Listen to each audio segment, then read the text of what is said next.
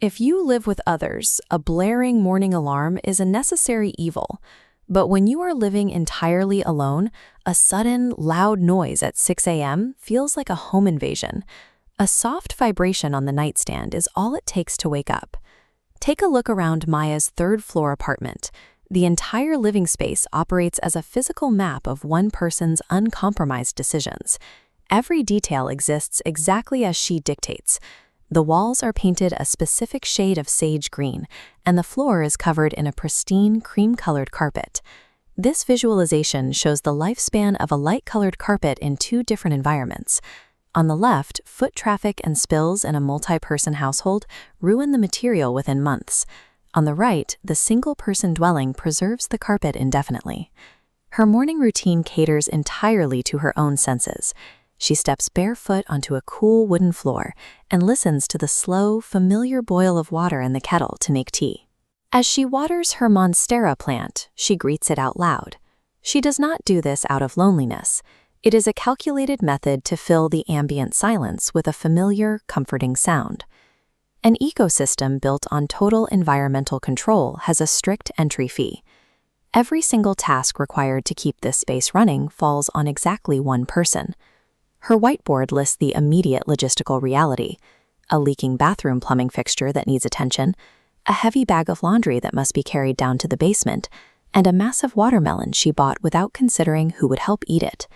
You can design a perfect, uncompromised personal sanctuary. To keep it, you accept the permanent, non-delegable burden of total self-reliance. By afternoon, the physical toll of acting as the sole property manager, maintenance worker, and tenant becomes undeniable. Deep exhaustion sets in. Earlier, she had to contort herself under the bathroom sink, wrestling with metal platters to finally stop that leaking tap. Then the timeline shifts into twilight. The natural light fades, the shadows stretching across the living room grow longer, and the psychological atmosphere of the apartment begins to warp. Sitting down on the sofa with an order of Thai takeout, the active noises of the day vanish. A heavy, pervasive silence settles over the room. This triggers a very specific biological anxiety. The immediate vicinity contains absolutely zero physical or medical safety net. An intrusive scenario flashes through her mind. If she were to choke on her meal right now, nobody is sitting across the room to notice, and nobody is there to administer first aid. The isolation extends to the intellect. If a brilliant idea suddenly strikes, there is no roommate in the hallway to shout it out to. The thought simply bounces off the walls. This animated diagram shows the brain during isolated silence. The absence of a communal tribe registers as a primal threat, triggering amygdala activity.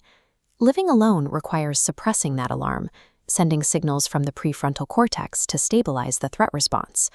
The true test of living alone happens at twilight. To maintain autonomy, an individual must actively override hundreds of thousands of years of evolutionary instinct for a tribe. Maya breaks that mounting psychological tension with a deliberate physical act. She takes a large bite of her noodles and kicks her feet up onto the table. Resting feet on the furniture proves a crucial point. There is absolutely zero external judgment here, and zero need to modify behavior for anyone else. She takes a deep, conscious exhale. With that single breath, the silence stops acting as a biological threat and returns to being a comforting, protective asset. Late into the night, she walks to the front door. As the heavy brass deadbolt engages, it delivers a sense of absolute, mechanical finality. The lock serves a highly specific purpose. Rather than barricading against external physical dangers, it secures the internal psychological peace she has carefully curated all day. To succeed in living alone, you adopt a dual identity. You must act as the fierce protector of the perimeter, while simultaneously operating as the sovereign who enjoys the sanctuary. This absolute autonomy manifests physically when it's time to sleep. She lies down, limbs stretched outward, occupying the exact geometric center of a large mattress.